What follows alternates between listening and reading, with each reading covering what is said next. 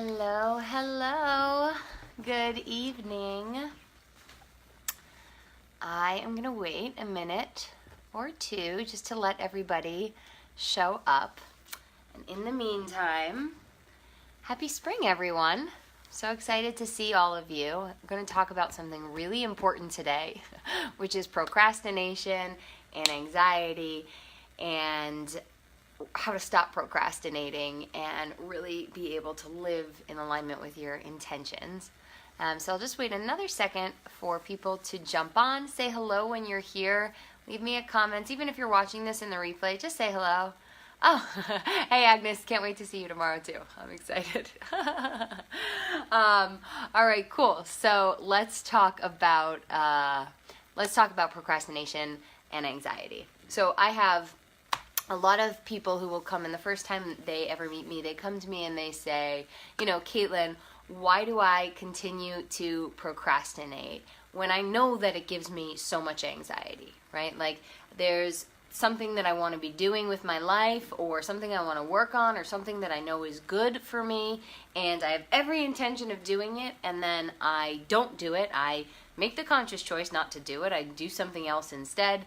And I know it's going to give me anxiety and yet I still continue not to do it. So like, what's this about, right? And it brings up a lot of shame for people. It brings up a lot of remorse, like, I know that these things are good for me and yet I choose not to do them. Like what's that about, right? Like why am I so self-sabotaging? Why do I do this to myself? And so it creates this shame and it creates so much emotional overload around whatever it was that you're trying to do that you tend to run far away from doing that thing and procrastinate even more, right? So it becomes this cycle of procrastination and anxiety and stress and procrastination and anxiety and stress. And people tell stories in their own heads about them being lazy, about them having no self-control, or maybe saying, oh, well, maybe it's just not meant to be, or maybe I don't care about it as much as I thought I cared about this. Or maybe, we all invent a lot of limiting stories around procrastination, right? And yet, that's all due to like a really fundamental misunderstanding of procrastination. And so procrastination is not about a lack of self-control. It's not about you not caring about whatever you're trying to do. It's not about self-sabotage. It's not about all these negative stories that we tell us about. It's actually just about emotional control, mood, and regulating your fear. So let me tell you a little bit more about what I mean, and I'll tell you through a story in my own life, and then I will share obviously some strategies to help you stop procrastinating, right, which have nothing to do with downloading time management apps or accountability apps or any of that other stuff. That's not what you need to start getting to working on what you love and to live in alignment with what you really care about. So when you are procrastinating, so I'll actually start with the story about myself recently. So I'm doing a cleanse right now. The first week of spring, I always do a cleanse. And yet I wanted to start it last week, like the week before spring, and that's typically when I do it in a month, like in the season, right? It's always really great to cleanse your body as the seasons change because you get to align your body with the earth's kind of newer energies. And so I know this cleanse is good for me. I've done this cleanse before. I love doing this cleanse. There's a lot of stuff that I love about this cleanse. And yet, every single day last week, I would wake up with the intention to start the cleanse, and then I would not start the cleanse. I would go and completely eat just whatever I want, right? Or drink whatever I want, or do whatever I want. And so this cleanse is like very strict diet and supplementation and things like that for 1 week. And every single day I would wake up and be like, today I'm going to start this cleanse, and then I would not start the cleanse. And so it's very easy to start beating myself up about that, right? Like, what's wrong with me? Why aren't I doing this? Why can't I get the motivation anymore? Am I depressed? Is it this? What's wrong with me? Blah, blah, blah, right? Or to start just thinking like, to start to blame maybe even other people. Well, now it's harder because, my life is more complicated. I'm married, or I have a lot of clients right now, and so I'm really busy. Like, it's so easy to come up with all these blame and shame stories. But it's not actually about that. And it's not actually about my lack of self-control, because I'm one of the most, organized, dedicated people to my health that I know. So what was it really about? Well, it was really about fear, right? And procrastination is always about kind of fear or avoiding some kind of negative emotion in general. So when I got into like really thinking about, well, if I was doing this cleanse, what negative emotions would I have to feel, or what negative emotions might I experience? And all of a sudden a bunch of stuff came up, right? The number one thing that came up was that I'm not going to be able to make, like, my husband's friends were coming into town, and I'm not going to be able to make them all like delicious, yummy food, because I'm going to be on this like boring cleanse, and I can't even like touch half the ingredients that would be in this boring food, right? And so there was like a fear of that inadequacy, and a fear of that not being perceived well by other people if I was doing this cleanse. So that was there. There was also this knowing that in the week before I wanted to do the cleanse, I actually ate like more off my dietary regimen than I usually do. And so there was, just because I was out a lot more and kind of less in control of my own diet and kitchen. And so I knew that the cleanse was going to bring up fear, like feelings of discomfort in my body, because I was going to be craving some of the other foods that I was having, in particular coffee and things like that. I don't usually drink coffee, but I was drinking coffee the week before, and I knew I would be craving that, and I didn't want to go through that, subtly. And again, this was a subconscious stuff, right? It wasn't consciously thinking, oh, this is what's going to happen with my husband's friends, or this is what's going to happen with, with my body or anything like that, but this was all there. Right? And so I was procrastinating. Now, nothing I could have done around self-control or accountability would have made me start to do the cleanse, right? Trust me, I tried it all. I was like, I said to one of my friends, I was like, you better call me tonight and like make sure I've started that cleanse. No, still didn't start it that night. She couldn't even hold me accountable. And because there was all this unaddressed emotional stuff around doing this cleanse that I hadn't gone through, and those emotions were sabotaging me.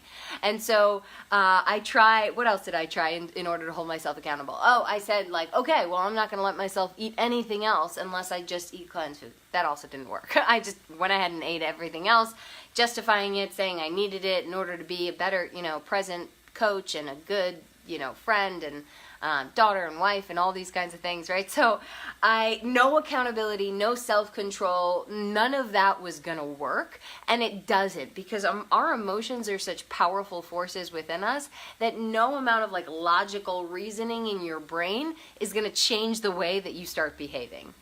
And so what I had to do was start to work with those emotions.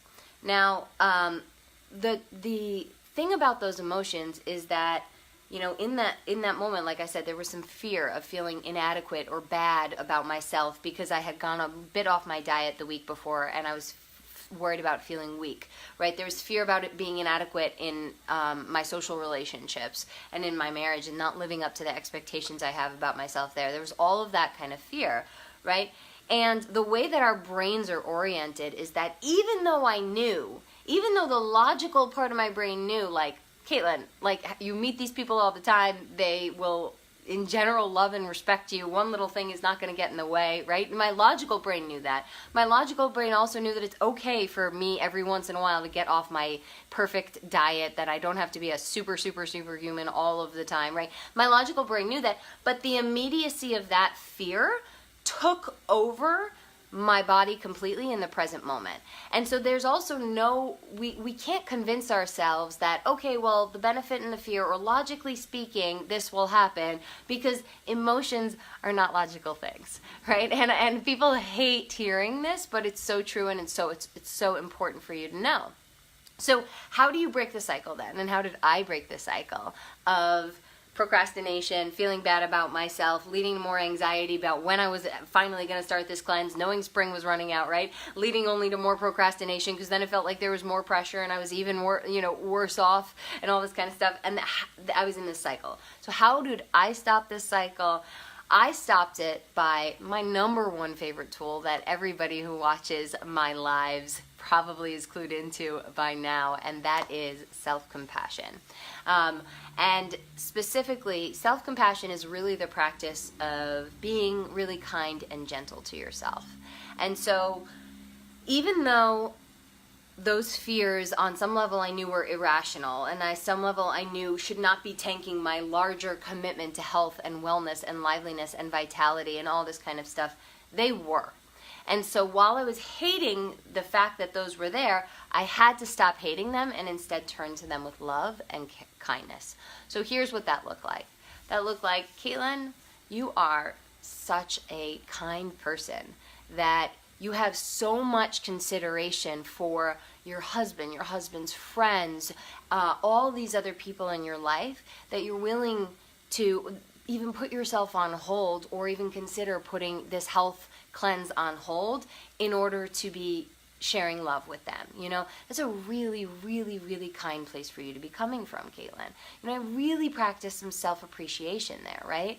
And then I continued on that compassionate path, and I said, well, you know, it's also true, Caitlin, that like, yeah, you know, you weren't perfectly on your diet last week, but you know, you're allowed to be a human. I love you so much. And actually, you know, it's even more fun to do cleanses when you've done these things before or when you have been off your diet for a little while, because you're going to feel even more kind of freedom, even more purity in your body, even more power.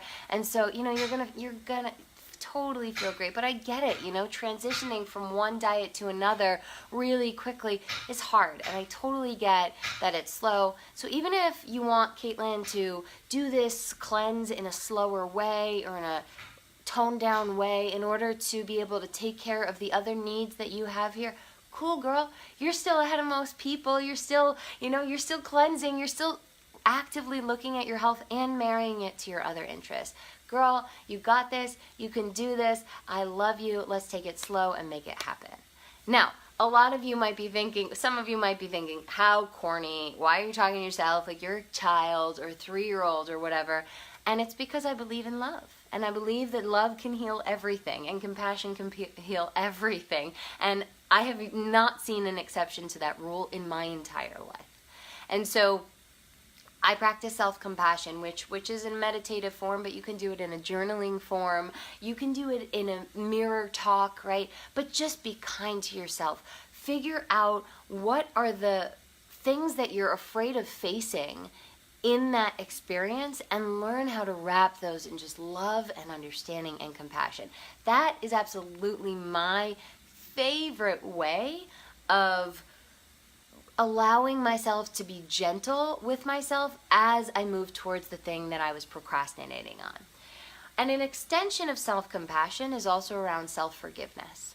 So I didn't have to do this in this moment, but a lot of people do, and it's really important that you consider this, right? So you might be saying, for example, I really want to, you know, have a sober month, or I really want to apologize to my brother for the way that I spoke to him, or I really want to, you know, start that gym membership or whatever it is, you know, and you've been procrastinating on it for a long time, you know, maybe it's something about a relationship, and you've just been procrastinating and procrastinating, right?